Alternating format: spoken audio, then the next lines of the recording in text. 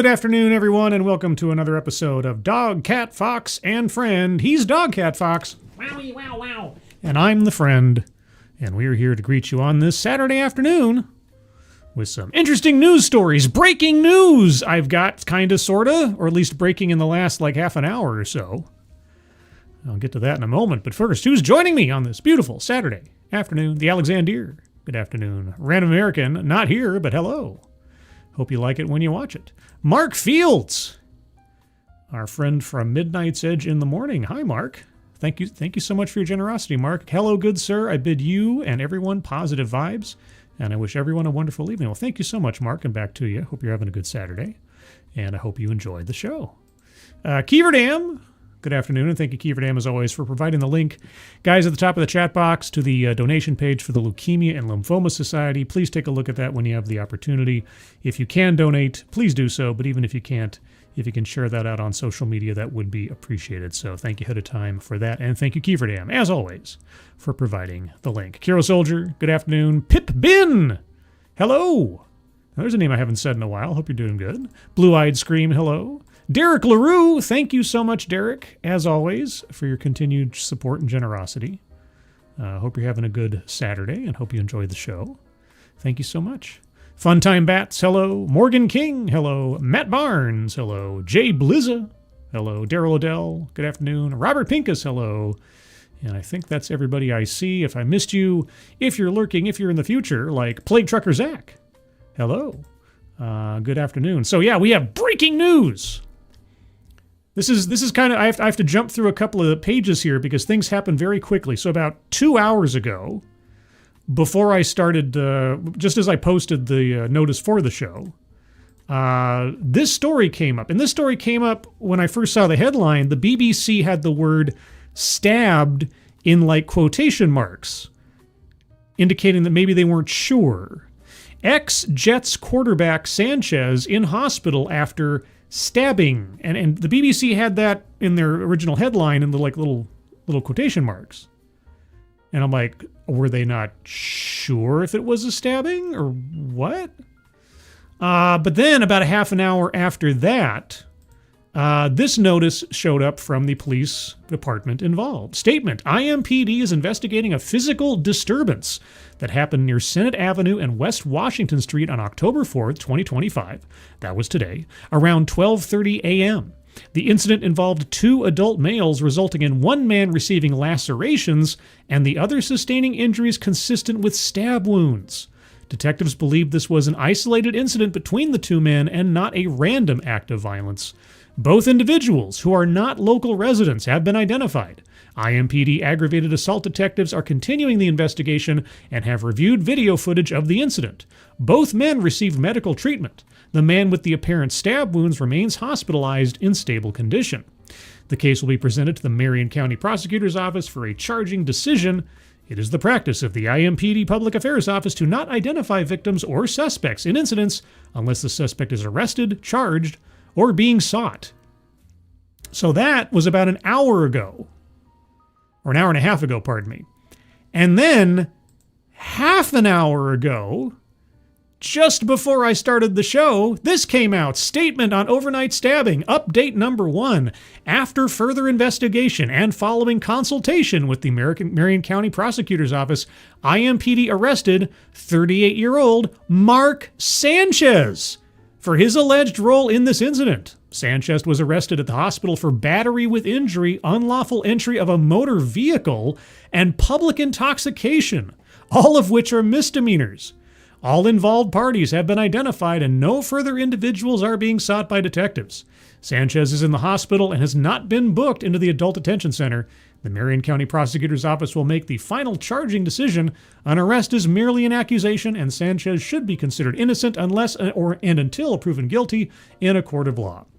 Blah, blah, blah, blah, blah, blah. Yeah, so within 2 hours, this story breaks, and then there's an update, and now the person, the celebrity in question, is now under arrest, or charged, I should say. But let's go over the story as the BBC reported it at the time, just for some extra context here. Ex-Jets quarterback Sanchez in hospital after stabbing. And this has been updated as of a minute ago when I first refreshed this. Former NFL quarterback Mark Sanchez is in stable condition in hospital after being stabbed in Indianapolis and has been arrested for his role in the incident. It sounded like he was like invading a motor vehicle, so he's like doing a carjacking while drunk or something? I don't know. Trying to piece that together. The 38-year-old American, who was the 5th overall pick in the 2009 NFL draft for the New York Jets, was in Indianapolis to commentate, on Sunday's game between the Colts and the Las Vegas Raiders for Fox Sports. Oh, jeez. So he was getting ready to be a newsman. In a statement on Saturday, the Indianapolis Metropolitan Police Department said it was investigating a, quote, physical disturbance involving 2 adult males. Yes, we read that. In a second statement, police said Sanchez remains in hospital but had been arrested for battery with injury, unlawful entry of a motor vehicle, and public intoxication. Fox Sports said Mark Sanchez was injured in Indianapolis on Saturday and is currently recovering in the hospital in stable condition. Let's see. In his 5 seasons with the Jets, where he wore the number 6, Sanchez guided them to 2 consecutive AFC Championship game appearances across his 10-year career, which also included spells at the Philadelphia Eagles, the Dallas Cowboys, the Chicago Bears, and the Washington Commanders. He threw for 15,357 yards with 86 touchdowns and 89 interceptions. After retiring in 2019, he started a broadcasting career with ESPN before moving to Fox 2 years later. I have a distinct feeling that his career at Fox may be limited now. His days may be numbered at Fox. But anyway, yeah, so this is all just rolling in between the time that I set up the show and just a little bit before going live. So there you go. Things develop fast. Things move fast in the news world. Let's see. Matt Barnes. Did I say hello to Matt Barnes? Hello, Matt Barnes. Professor R2. I don't have an R2 sound. Do you have an R2 sound, like a custom one where it's like got the college music with like R2 sounds going off in the foreground? If you don't, you should. That should be like your intro song, like the WWF or something. Advocatus Diaboli, hello. Advocates, there you go. And then Frosted Glass, hello. Blue-Eyed Screamer said hello. Resolute Germ, hello. Yeah, you need like a theme song, dude. Although be careful, like if you get that Pomp and Circumstance song going, could be copyright. So get one of those copyright-free versions and then overlay it with some R2-D2 sounds. That's what I'd say. And then hand that off to like Price of Reason, so every time you're on the show, he has to play that as your intro music. I come up with great ideas. Anyway, so yes, Mark Sanchez under arrest, charged with crimes. He'll probably be arrested as soon as he's out of the hospital. But yeah, that was a fast-moving story just before I came on the air. Speaking of ideas, mine, which are always good, and some which are always bad, let's talk about James Bond. If you did not know, Amazon paid something like $1 billion to secure the full rights to the James Bond franchise earlier this year. And they decided to release a whole bunch of posters for the legacy films in the James Bond franchise. But there was something distinctly missing from all of these classic posters and images. Guns! They photoshopped out all of the guns, putting every iteration of James Bond in a very bizarre and awkward-looking position, where his hand is just oddly empty and angled and positioned in such a way that he should be holding something. People weren't happy. And for better or worse, Amazon listened, but I'll get to that update momentarily, ranking Amazon's Photoshop James Bond posters with all guns removed. This is from Screen Rant. James Bond is best known for wielding his Walther, PPK. I think it's Walther, not Walter. Wait a second. Hold on. Screen Rant. Am I completely off here? It's Walther, not Walter PP. Who the heck is Walter PPK? Screen Rant. Okay. I have been watching James Bond movies since I was like 6 years old. Walter PPK. Okay, I want to know who Walter PPK is. There's some guy out there named Walter. and he's got the initials PPK. Somehow he's got the initials PPK, like Peter Paul, Kaczynski or something. Walter PPK. Okay, Screen Rant, you don't know what you're talking about. Nerd over here. Anyway, is best known for wielding as Walter PPK. Oh, Jesus. But if you're looking for his signature sidearm on Amazon, you won't see it. Prime Video has made changes to its posters, and where Bond was initially holding a gun, it has been removed. Not only that, but the company appears to have done this using Photoshop, and it shows. The new Photoshopped James Bond posters bear little resemblance to the franchise. Instead of the iconic 007, these posters resemble a clothing ad for the Amazon shopping service. It does nothing to reveal what these movies are about, which makes them a strange choice for promotion. Well, honestly, if you put 007 under a picture of Roger Moore, I think people know what it's about.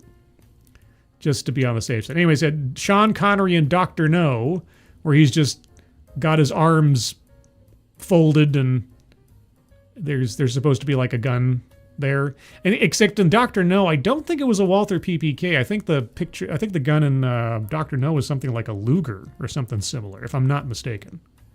I could be mistaken, but at least I know I'm a better nerd at this than Screen Rant is. Roger Moore and Octopussy. Yeah. Pierce Brosnan and Gold. Now, this is probably one of the worst ones, because look at this. GoldenEye. And look at his hand. It just looks plastic, and there's that... Oh, my gosh. You could almost... I might almost be able to see the ghost gun around that area. I don't know. Give me a break. Roger Moore and Moonraker. Well, in that position, he wasn't really holding a gun, but that could have been Photoshopped too, I suppose. Let's see. In the original poster, Moore was in a silver spacesuit. Oh, that's true. As this movie took James Bond into outer space, he was also holding what looked like a futuristic gun, which shot what appeared to be red beam as he flew into space. However, the new Prime Video James Bond poster shows him with a gold astronaut suit on with a zipped collar, and he's staring off in the distance. He is no longer holding his futuristic space gun, and there is nothing in the image that shows him in space at all. Well, I guess that's true. Pierce Brosnan, Tomorrow Never Dies. I mean, yeah, he just looks like he's ready for his GQ cover right there. Daniel Craig and Spectre. Okay, he's got a holster on, but there's no gun in the holster. Because that's how you use a holster. With no gun. Roger Moore, View to a Kill. Very awkward. Yeah, this is just so silly. On Her Majesty's Secret Service. I don't know that picture ever had George Lazenby holding a gun. But anyway, so yeah, they photoshopped out all the guns because, well, we can't be celebrating gun culture or something, I suppose. And in recognition of this, I thought to myself, boy, oh boy, now that Amazon owns the franchise, what else would they do? Mark Fields, thank you so much. Thoughts about Denis directing Bond? Denis Villeneuve. As long as he's not writing it, it might be okay. I believe he is not writing. If they hand him the writing job as well, he might. Then we're in trouble. Because if he's the one writing it, then it's going to be an absolute mess. Because of his politics and everything else. Is he the one writing it? Hold on. Have they picked a writer yet? Denis. I can never say his last name correctly. Let's see. Have they decided? He's confirmed to be directing the next Bond film. Okay. Who's writing it? Have they announced or picked a writer? Okay, Peaky Blinders Stephen Knight to write Denis Villeneuve. Okay, so Stephen Knight is a very good writer.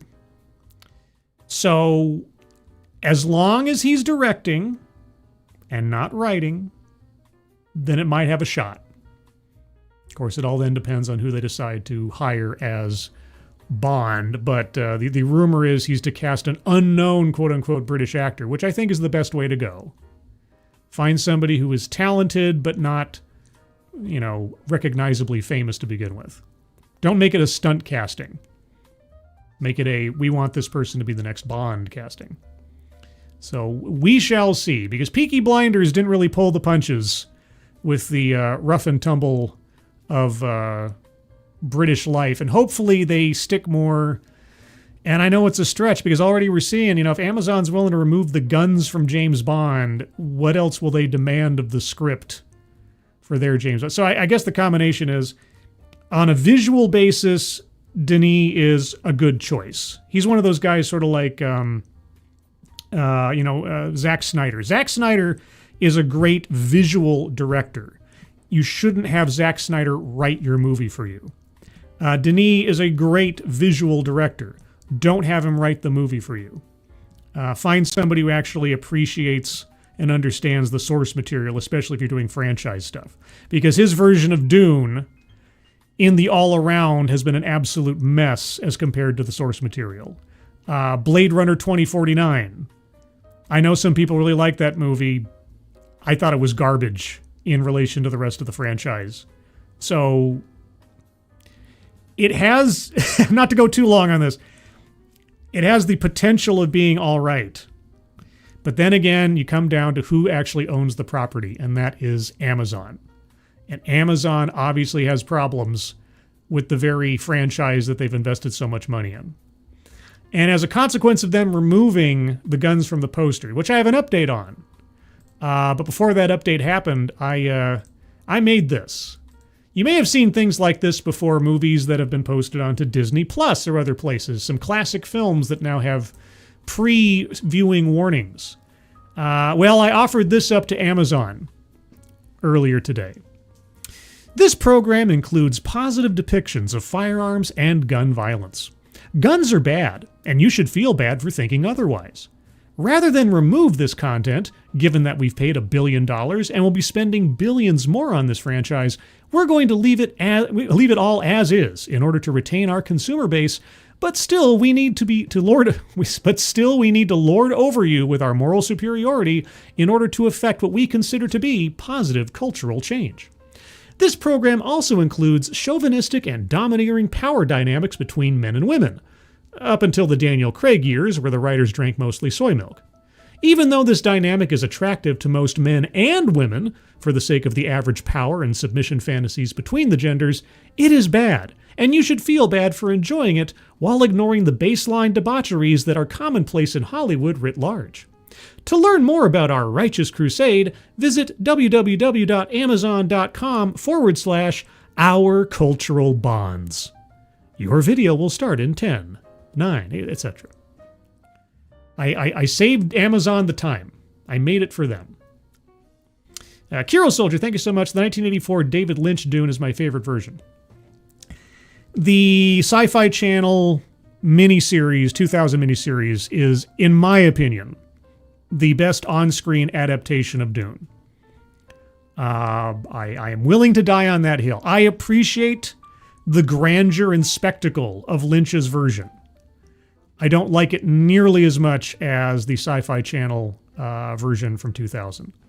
The Children of Dune sequel to that miniseries is okay, but the actual Dune original miniseries is amazing. Absolutely amazing. But I appreciate that. Yeah, so something like this, I imagine, will be put in front of all the Bond movies. Some warning, some moral declaration. I could be wrong, but I think it fits.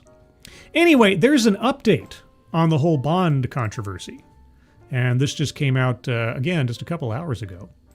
And this comes from MI6, the home of James Bond. Late last week, MI6 revealed the new key art being used by Amazon Prime for the James Bond films and how the streamer had used clunky Photoshop and AI tools to remove any guns from the actors' poses. Perhaps feeling shame for the terrible botch job on the artwork, not to mention the idea in the first place, Amazon Prime has now reinstated the previous key art across its streaming service. None of these icons has guns in them either, but they have achieved this simply by cropping the main photo. So there's all the originally edited versions. Oh my gosh, look how many James Bond movies there are. So many James Bond movies. It's cray-cray. And I've seen them all. Well, I take it back. I haven't seen them all. I never bothered watching Quantum of Solace or Spectre or No Time to Die. I did see Casino Royale. I did end up seeing Skyfall. The Daniel Craig era just did not make me happy. But yeah, so here's the key art for the other things. They've just found ways to put him up without, having the gun showing. So instead of like clumsily photoshopped photographs, they just found art that doesn't actually have a gun in them at all. I suppose that's a fair compromise. Still stupid. Why are they afraid of guns? We don't want to glorify guns. You're glorifying. Look, James Bond is, for all intents and purposes, a well-paid assassin. He has a license to kill.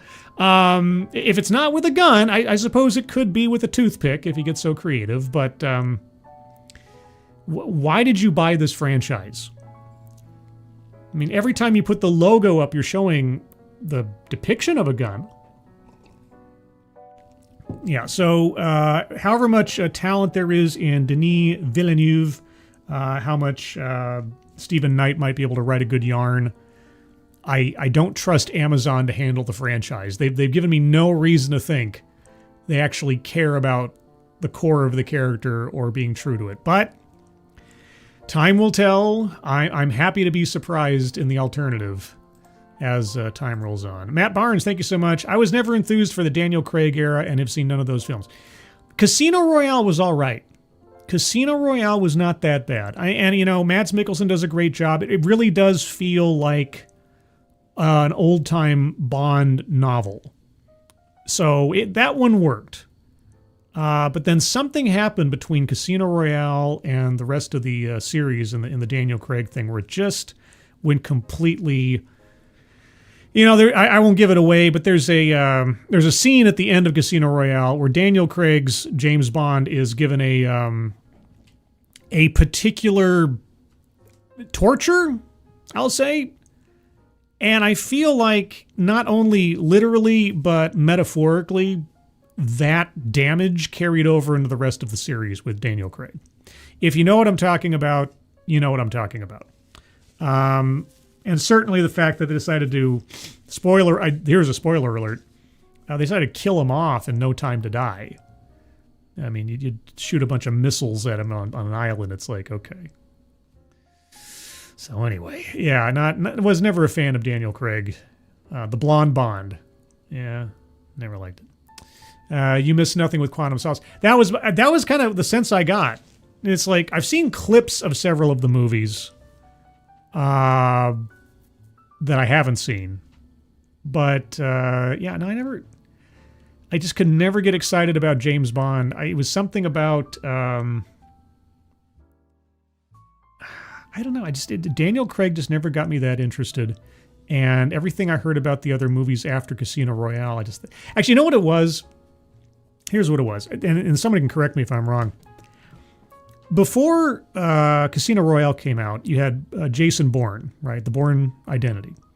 And when I saw the Bourne Identity, I remember saying to somebody at that time, I said, that's what James Bond has to beat now. Where you have this, in relative terms, very grounded espionage action film. All right, you can't make it look like a cartoon anymore. You can't have... It can't be superhero Bond. It's got to be much more grounded Bond. And I remember at the beginning of Casino Royale, they have this flashback scene that sort of shows James Bond earning his license to kill. And it was like this very brutal, visceral fight in a men's room. And when I saw that, I was like, oh, wow, great. And then as you got further into the film... And I think this was Casino Royale. If I'm mixing things up, somebody correct me. There was a part early on in Casino Royale where he is running. He's either chasing after or running away from a guy, and he jumps onto a crane. He's running across a crane, and he jumps down into a building, and then he shoots a gas tank, and it explodes and kills like 11 guys all in one go. I'm like, no, it just doesn't work. That might be a 90s Bond kind of thing, but post Bourne Identity, no, you can't have you can't have these over-the-top ridiculous things. You have to bring it back down to earth a little bit. So it kind of gave me mixed messages, and that's when I kind of thought maybe this isn't where I want it to go. So anyway, Craig doesn't give out the charismatic Bond vibe the others. Yeah, Daniel Craig always had the sort of like weary, weepy kind of vibe to him. Almost apologetic in some ways. I don't know how else to put it. You can give it away. I've said Casino Royale, yes. The rest, no. Yeah. Like I say, Casino Royale of the blonde Bonds, that was the best one, I think, or the only one. Everything else that I saw Skyfall, and I've seen clips of the other ones. The Spectre one. Oh man. Anyway. And Bainbridge, except for Reacher, they have totally screwed the pooch on every IP they licensed by. Reacher season 1 was really good. Season 2 was all right. Season 3, we'll see what happens when they do a season 4. As far as other IPs are concerned, boy, oh boy, I tell you, I've now finished all of Chuck Dixon's Levon Cade books, or the like Levon's Trade, or work. Well, I mean, it's called A Working Man for the movie with Jason Statham, and boy, that would have made a great TV series. But I got a feeling that it was a harder sell to do that as a TV series after Terminalist came out, because the character in Terminalist and his whole thing is very similar, but the Levon Cade series would make a great like Amazon series or an HBO series. Oh, it's so good. Some of those books. I got 12 novels, and I ripped through them so fast. They're so good. I'm curious to see if they do any sequels to A Working Man. I said this on another show. One of the elements of the Levon Cade sort of arc is his family connections in the hillbilly culture of Alabama. And with Jason Statham's character in the movies being a Cockney, it's going to be difficult to kind of work that in. And if they just excise that entirely, which they probably will have to in some way, I think that takes away a whole lot of the flavor of a lot of the Levon Cade stories. But there's probably ways around it. Kiro Soldier, Amazon's Ring of Power is pure shite fanfic. Yeah. I feel sorry for... I mean, even though I'm not a Tolkien fan, like Tolkien fans are Tolkien fans, just like I'm not a Doctor Who fan, like real Doctor Whovians are. I have nothing but sympathy for people who are fans of other IPs that I'm just not a fan of, because, you know, we've, across the boundaries of fandom, have seen what has been done to all of our beloved characters and IPs over the last 10, 15 years. Between Star Wars and Marvel Comics and Doctor Who and Lord of the Rings, or you name it. Where everything's been so wokeified, everything's been so diversified. Oh, we can't leave anybody out, da-da-da-da-da. You know, or in gaming, whether it's, did you know that orcs are really just an analogy for black people? We have to make sure orcs aren't an evil race. And who's saying that? The people who would call themselves not racists. But anyway, House for 143. Hello, House. It's been a while since I've said your name out loud. How's it going? Anyway, I'm getting off task. I have stories. I do have stories, I swears. How about we talk about attack squirrels?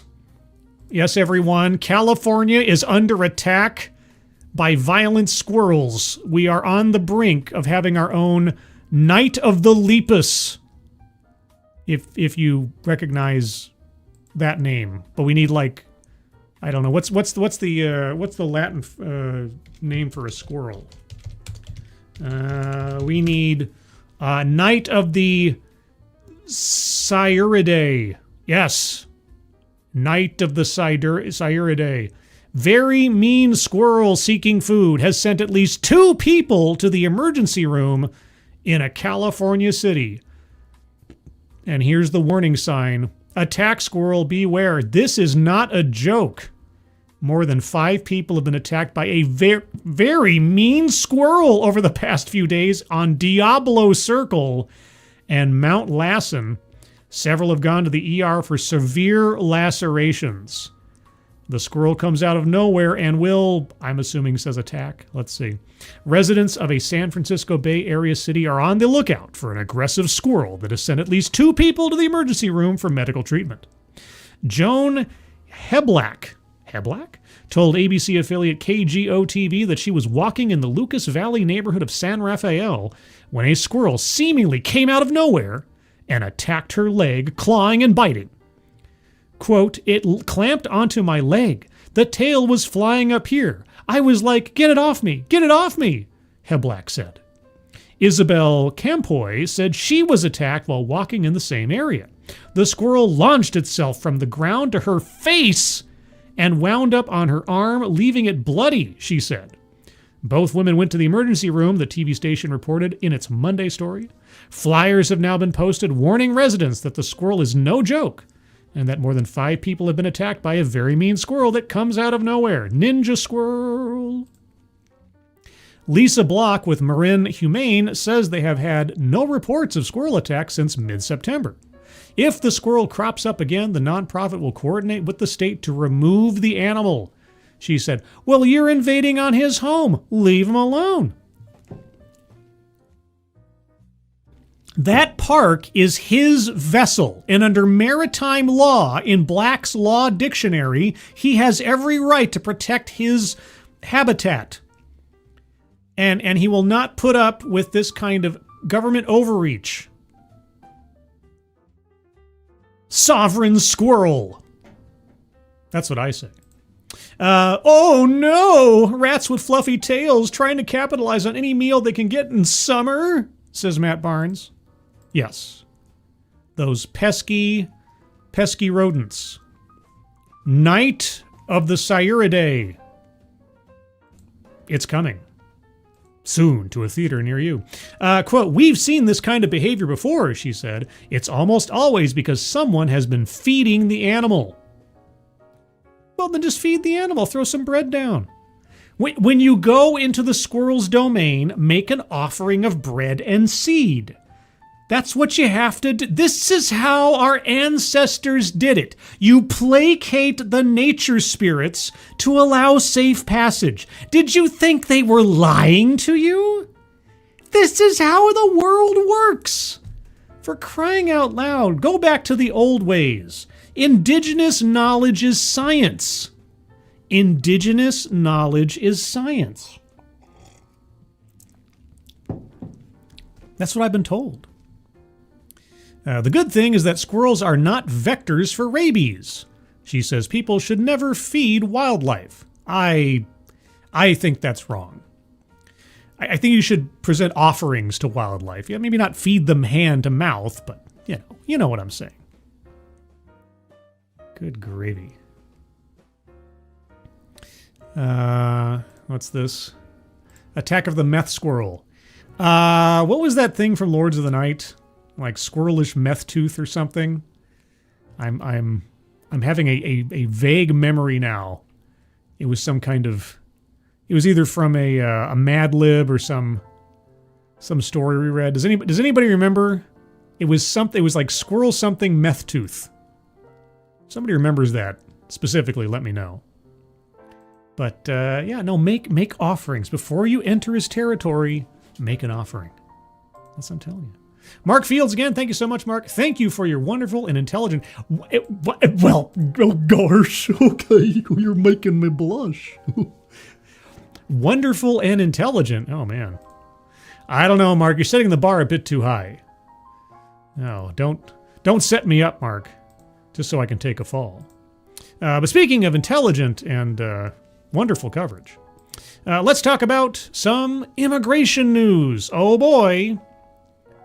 The Supreme Court has fallen on the side of Donald Trump again when it comes to what the president and the executive can do with the powers that the executive has been granted over time. It's crazy that we keep having to do this, but I guess the Supreme Court just keeps reaffirming things for the future. Supreme Court lets Trump end deportation protections for 300,000 Venezuelans. Yes, what kind of protections were they? I think, and I could be mistaken, I haven't read this particular article yet, but I have a feeling that the word temporary is somewhere in this news story. Let's find out. The Supreme Court on Friday, for a second time, one time wasn't enough, allowed President Donald Trump to strip temporary deportation protections from 300,000 Venezuelans, handing the administration another win in its efforts to rapidly remove non-citizens from the United States. Well, again, and I wonder if CNN will dwell at all on this, there's that key word there, temporary. Now, admittedly, temporary is ambiguous. You know, there's temporary, like you need to leave this Band-Aid on for, a minimum of 3 days, that kind of temporary. And then you have on the sort of like glacial or tectonic plate movement level of things, it's a temporary situation between massive earthquake chains. It's temporary. But still, temporary.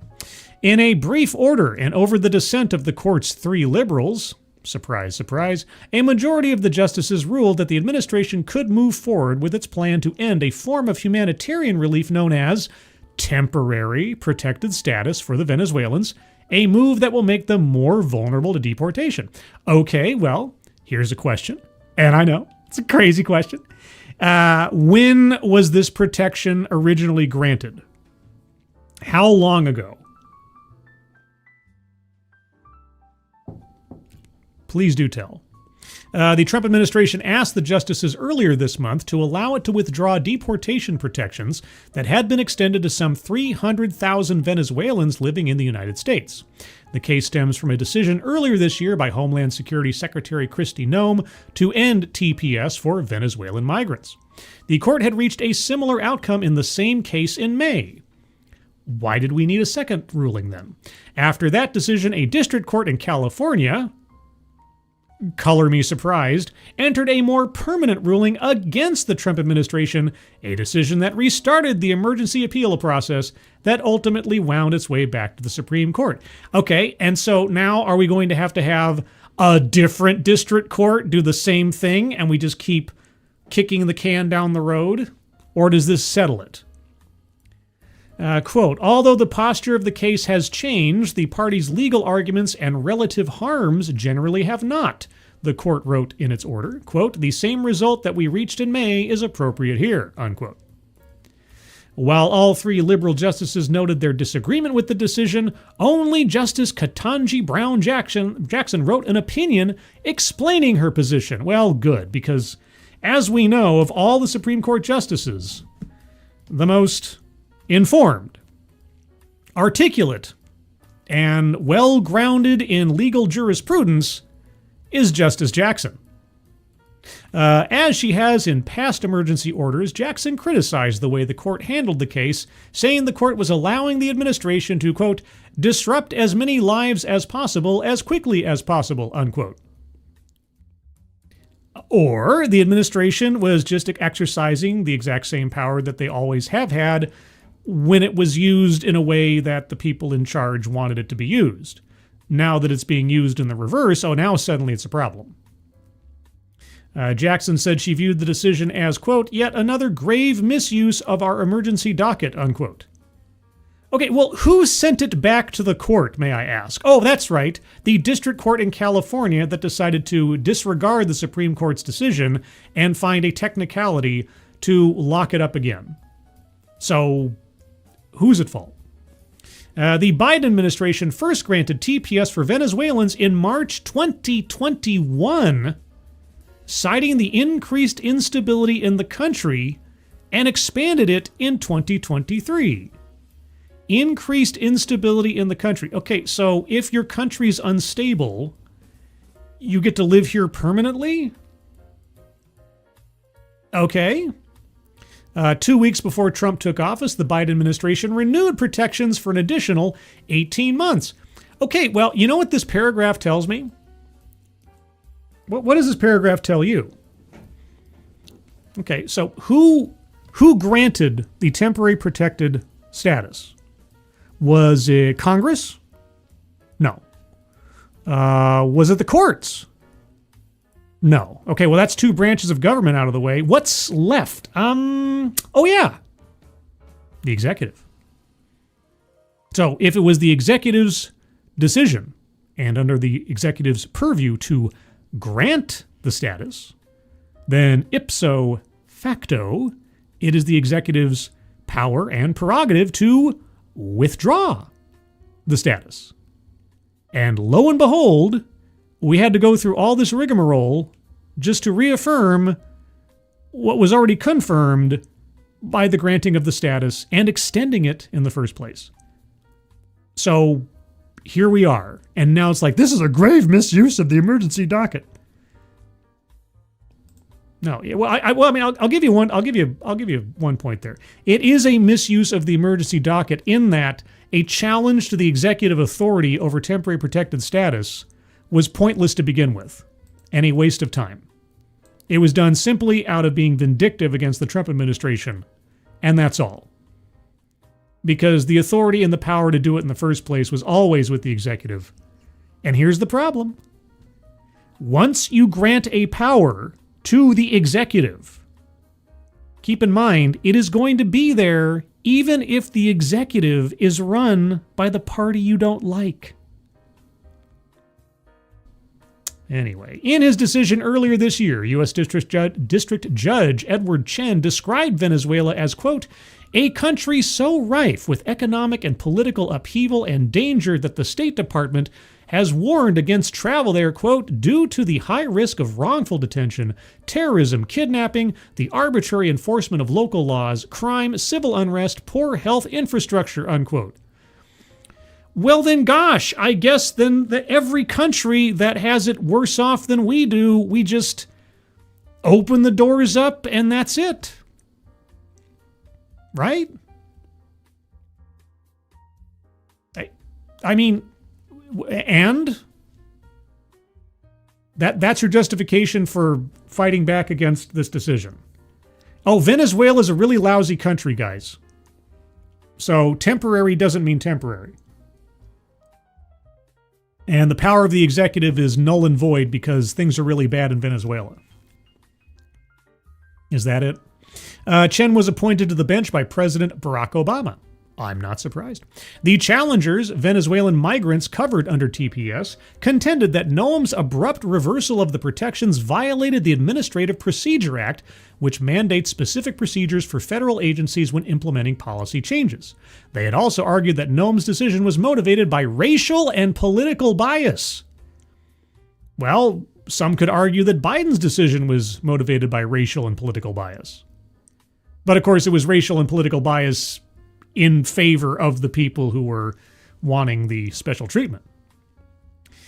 Congress created the TPS program in 1990, allowing the federal government to provide temporary protection for migrants from countries enduring natural disasters, wars, and other conditions that would make it dangerous for people to return. At the end of the first Trump administration, officials described Venezuela as, quote, the worst humanitarian crisis in the Western Hemisphere, and granted a different form of temporary relief to some of its migrants. Oh, okay. It granted. The Trump administration granted. You mean the executive branch granted. And what can be granted can be removed. You know, administrations can change their minds, you know. Good golly. Plague Truckers Act. Temporary emphasis on the quotes because the quotes mean it's forever temporary. Yeah. That's apparently the argument. Temporary lockdown to slow the spread. I know. It's only 2 weeks, guys. 2 weeks to flatten the curve. What a great show. Thank you, sir. Oh my God. Mark Fields. Mark Fields is a field of compliments. Not a field of dreams. That's a Kevin Costner joint, but a field of compliments. Frosted Glass, thanks so much. Jackson was appointed because of racial bias. Very good point. Appointed point. Yeah, Ketanji Brown Jackson, she's only there for DEI purposes. That was another feather in the cap of Joe Biden's diverse and inclusive administration. And it really shows. If you look at her, not only her behavior on the bench since she's been up there, when the affirmative action decision came down, if you read Justice Brown's little treatise against Clarence Thomas You want to talk about like unprofessional. Picking fights amongst your fellow judges like that. I'm not saying it's the first time that something like that's ever happened, but you want to talk about pettiness. Or what was that recent decision where she gave out her dissent and one of the other justices said that what she said was not grounded in anything under law, whatever. Yeah, it's just so. Oy. Yeah, just like our former vice president, Ketanji Brown Jackson is only there for DEI and aesthetic purposes.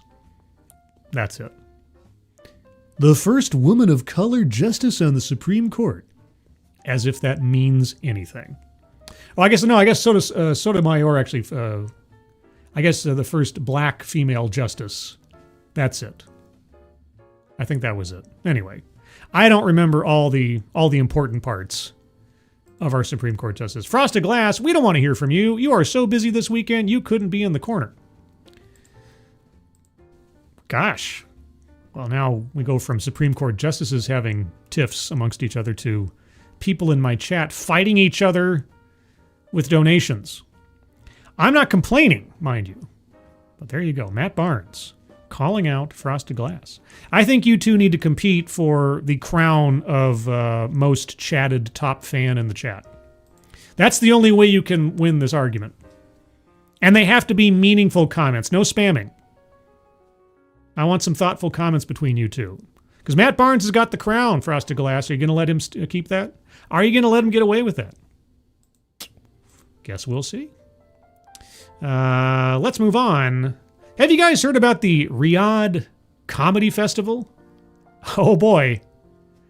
Oh boy. Louis C.K. says performing at Riyadh Comedy Festival is a positive thing and a great way to get in and start talking. All right. Well, yeah, if you guys did not know, there's a comedy festival in Saudi Arabia. It's either taking place now or in the near future, and a whole bunch of U.S. comics have been invited and are being paid very, very, very well to appear. Some of whom have criticized other celebrities for doing similar things in the past. Bill Burr. I'm sure we'll get to that, maybe. Frosted Glass, am not... I guess I didn't say it couldn't be childish comments. Well thought out for a third grader, I suppose. All right. Thank you, Frosted Glass. Let's see. Brian Morissette says, Saudi has changed since I left there in 05. Well, I won't say that it hasn't. But let's see what they have to say. Louis C.K. is defending his decision to join Saudi Arabia's Riyadh Comedy Festival. Oh, I thought he wasn't going to do it. Oh, I was mistaken. I thought he was... He says something in there. Okay, say, during a recent appearance on Real Time with Bill Maher, C.K. said that other comedians at the event were, quote, really surprised by the overwhelming response from the Riyadh audience. He added that being part of a budding comedy scene in a place where acts are usually heavily censored is a, quote, positive thing, unquote. Were they not censored? Quote, there's a woman who's a lesbian and Jewish who did a show there and she got a standing ovation, C.K. said. So there's stuff going on that's unexpected in this thing. People have been playing Saudi Arabia for years. Comedians have been going and playing Arab countries. There was a film festival there recently. It's kind of opened up. But I've always said no to Arab countries, unquote. He added, quote, and when this came up, they said there's only two restrictions. Their religion and their government. Oh. Okay. Matt Barnes, thank you. Frosted Glass, $2. I see the pores are added again. Oh my gosh. Who? They will fight. Whoever wins, I win. Thank you, Matt Barnes. Still got the #1 crown. You can't joke about the religion and government. I don't have jokes about those two things. I bet Louis C.K. could come up with a couple. It used to be when I got offers from places like that, there would be a long list and I'd just say, no, I don't need that.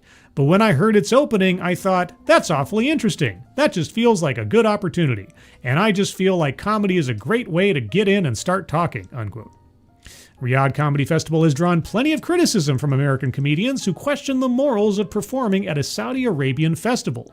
David Cross released a scathing statement on his website calling out CK by name for agreeing to join the event. Quote, "Clearly you guys don't give a shit about what the rest of us think." Well, they don't have to. They're not required to. In defense of the comics that decided to go, David Cross, you're not their arbiter. Anyway, but how can any of us take any of you seriously ever again? All of your bitching about cancel culture and freedom of speech and all that shit, done. You don't get to talk about it ever again. By now, we've all seen the contract you had to sign, unquote. I guess, you know, in CK's defense, I will say that, well, if you think of yourself as an ambassador of free speech and you're trying to get your foot in the door and move the needle a little bit, you might be able to make that argument. On the other hand, Saudi Arabia still beheads people and does not exactly have a great track record on human rights issues. So, you know, I don't know. Frosted Glass again. I am not poor. Scribe, can I borrow $2? What, just so you can give it back to me? I mean, no. No, well, here's the thing, Matt Barnes. Here's the thing. Frosted Glass is getting across effectively the same amount of information, but for half the cost. Ah. And Matt Barnes again. Frosted Glass. Laugh, laugh, laugh, kitty. I feel bad encouraging this fight. Just you can fight without the donations. I appreciate it. But Adam Nixon, hello, so I'm late going back to start. Well, by the time you get to this point, Adam Nixon, hello from the future. Mwah. Plague Truckers Act. To be fair, David Cross. Yeah, I've never really cared for David Cross, either in his comedy or his politics, but whatever. Comedian Bill Burr also defended his decision to perform at Riyadh. He called the festival, quote, "one of the top 3 experiences I've had." Well, how much were you paid again? Because if I got paid what I think you got paid to do one set, I think I'd call it one of the top experiences I've had. Quote, "It was great to experience that part of the world and to be a part of the first comedy festival over there in Saudi Arabia," Burr said on the September 29th episode of his Monday morning podcast. "The Royals loved the show. Everyone was happy. The people that were doing the festival were thrilled." I know. And didn't the guy that hosted you, didn't he and his family order the murder of a journalist like 7 years ago?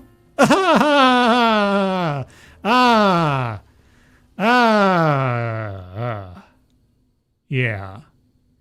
Yeah, for whatever arguments could be made about, you know, trying to make inroads into free speech and cultural, you know, dynamic shift or something, I still probably wouldn't take money from a royal family that suborns assassination and murder. I just probably still wouldn't do that. I think everything else would kind of be set aside. So whatever free speech arguments are made, yeah. Plague Trucker Zach, here, you can borrow this to lend to Frosty. You're setting up some kind of like pyramid scheme here on the stop, guys. It's like becoming a savings and loan over here. I'm gonna be George Bailey soon, like, oh, these $2 went to your house and they went to Frosted Glass's house and Matt Barnes' house.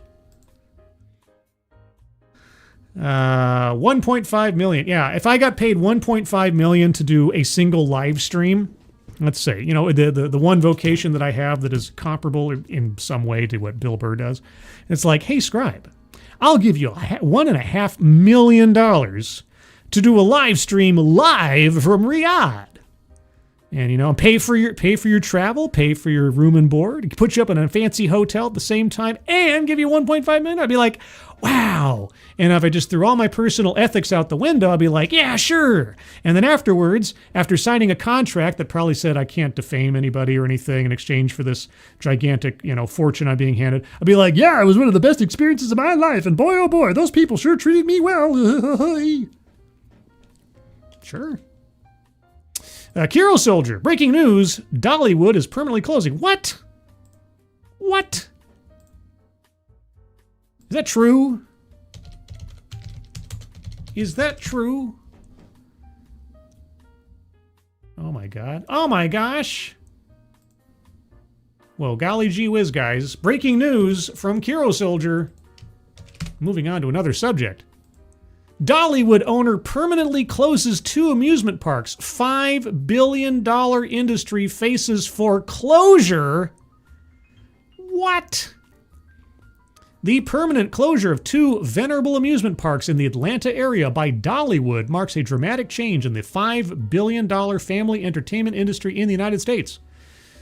These closures, particularly those of Malibu Norcross and Mountasia, which were part of Herschend Family Entertainment's portfolio for more than 20 years, reveal a more profound industry crisis characterized by growing operational expenses, dwindling attendance, and mounting debt, in addition to business decisions. Isn't the same kind of thing happening with Disney parks in general as well, especially after the pandemic? I'm sure that Park Place or WDW Pro has a better handle on that stuff. But amusement parks, I gotta imagine with everything that you can do online these days or otherwise, or video games and so on, and the expense of traveling to these places and the ticket prices going up and the day passes being so expensive, I gotta imagine that this is a problem for a lot of amusement parks. Frosted Glass again. Thanks, Zach. Okay, now I'm poor. We'll be racist for food. I wonder who, you might want to go find employment with the SPLC. The Southern Poverty Law Center is doing a great job these days. They might need some help. Thank you, Frosted Glass. Boy, oh boy, poor Dollywood. The long-term viability of smaller regional parks is put in jeopardy as family entertainment venues find it difficult to adjust to shifting consumer preferences and financial constraints. The closure represents systemic issues endangering a whole entertainment ecosystem that depends on affordable leisure options and community-based engagement, making it more than just a localized incident. Yeah, I had heard or understood that especially Disney in general was suffering some amusement park issues, so I hadn't really thought so much about the regional parks, but I guess that's just to be expected. Well, that sucks. Yeah, the amusement park. It's part of, when I was a kid, going to amusement park was like a big deal. Whether it was Disneyland or Knott's Berry Farm or something, or Six Flags Over Texas. Oh boy, Six Flags Over Texas. Judge Roy Scream and the big wooden roller coaster over there. Yeah. That was like going to another world. Especially when you're a little kid, it's like, oh my gosh. Oh no. Matt Barnes will be racist for free. Oh my God. Now they're having economic competition in discrimination.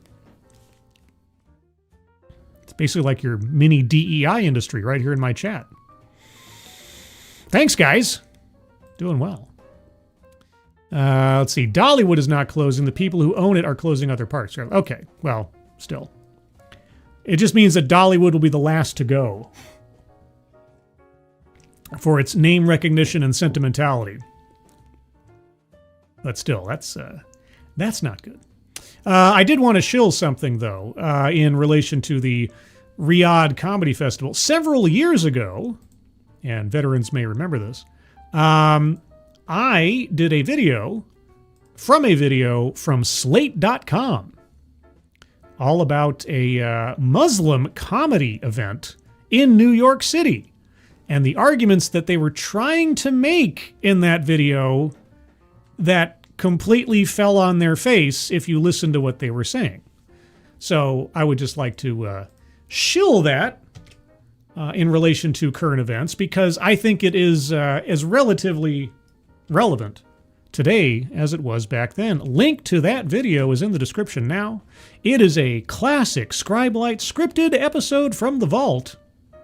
Muslim comics in America, courageously insulated risk, is what I called it back then. So if you'd like to take a look at that, again, Certainly, as was said, I bet that Saudi Arabia is different now than it was 10 years ago or 20 years ago. But I got a feeling that, like they said, you still can't talk about our religion or our government. What happens if you did? I don't know.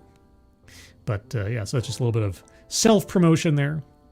Curacao, the only Muslim comedian that's funny is a puppet. Is that is that the dead terrorist guy? I forget what his name is. Scribelight, are you saying that they bombed Bavith? Actually, at the beginning of that video from Slate, there's a clip from Bill Maher talking to John Cleese that kind of steps on that one. So Ahmed, that's right, Ahmed.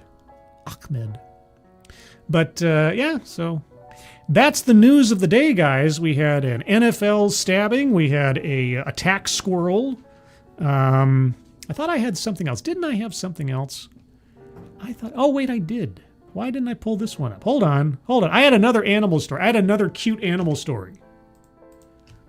Let me get that in before I finish things off here, because we don't want to go without another cute animal story. Because obviously, when it's dog, cat, fox, and friend, I have to have at least one or two cute animal stories. A wandering wallaby is on the loose in Berlin, police say. We go from violent attack squirrels in California to wandering wallabies in Berlin. A kangaroo, well, a wallaby to be precise, is on the loose in Berlin. City police say any passerby who spot it should keep their distance, but an eye on it too. How much distance? Chief Inspector Martin Halvig told the Associated Press in an email on Monday that Berlin police are no longer tailing the meandering marsupial. Oh, AP. Sometimes your alliteration makes me all a Twitter. The meandering marsupial because it's not believed to pose a threat to public safety. For now. Well, then maybe they should be until... Wouldn't you want to find the thing before it becomes a threat? Isn't that kind of proactive? Passerby tipped off police late Sunday morning about the animal on the run in the western Spandau area of Berlin. Was it doing ballet?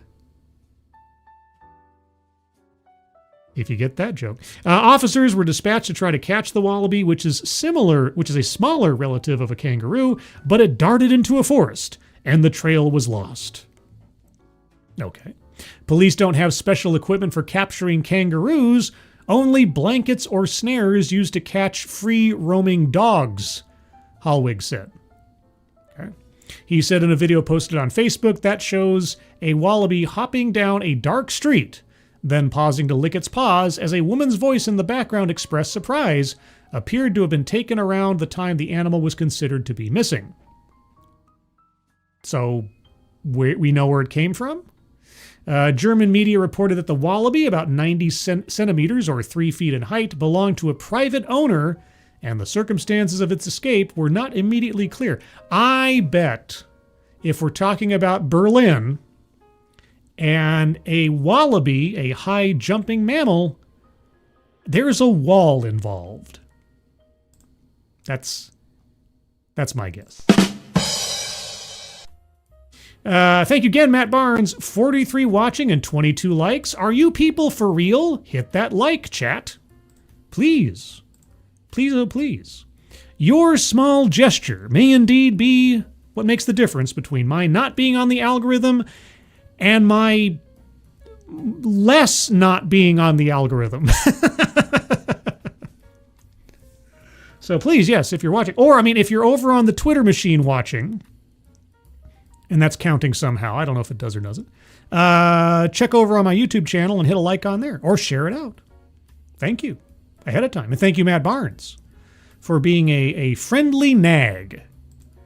Sort of like a amenable horse. A friendly nag. Quote, Berlin police recommend that if you see the animal, notify police or the Berlin animal catcher. The Berlin animal catcher, the BAC. All right. They also advise keeping your distance and maintaining visual contact with the animal so that emergency personnel can approach it. The city's police don't keep records on lost animals, Helvig said, but he's never run across a kangaroo hunt before in his more than 30 years of service. Such cases are indeed very rare. Well, he still hasn't run across a kangaroo hunt because it's a wallaby. And a wallaby is not a kangaroo. So, but meandering marsupial is probably my favorite phrase of the day. So there you go. And with that, if I'm not mistaken, that brings us pretty much to the end of the show. Some programming notes. There will be a DEI Death Watch episode on Tuesday at the usual time, 12:30 p.m. Pacific Time, 3:30 p.m. Eastern Time. We'll go over some new DEI stuff going on in the world. I will be talking about the latest and greatest of the school superintendent from Des Moines Schools in Iowa, who is decidedly a DEI case beyond compare. And Thursday, this coming Thursday, the 9th of October, even though it's a couple of days early, it's only because I'll be out of town on the day of. My 9th YouTube anniversary is October 11th, but because of scheduling issues, I'll be celebrating it a couple days early on the 9th for my 9th anniversary.